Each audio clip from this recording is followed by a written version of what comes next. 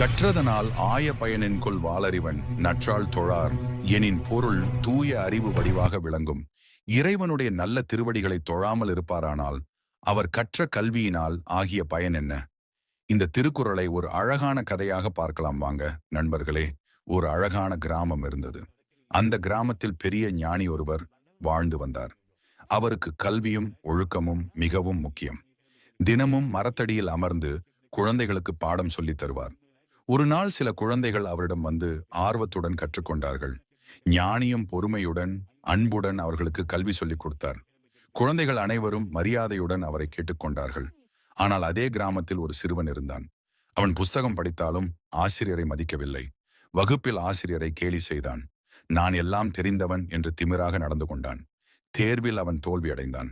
ஆசிரியர் எவ்வளவு சொல்லியும் அவன் கேட்கவில்லை. தோல்வி வந்த பின் அந்த சிறுவனுக்கு ஒரு உண்மை புரிந்தது.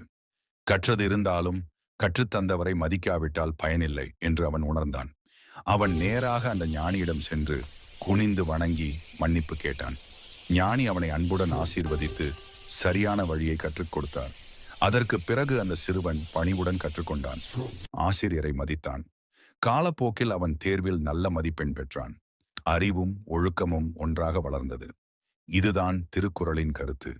கற்றதனால் ஆய பயனென்கொள் வாளறிவன் நற்றாள் தொழார் எனின். இது போன்ற திருக்குறள் கதை கேட்க நம்ம யூடியூப் சேனல் சப்ஸ்கிரைப் பண்ணுங்க நண்பர்களே. நன்றி, வணக்கம்.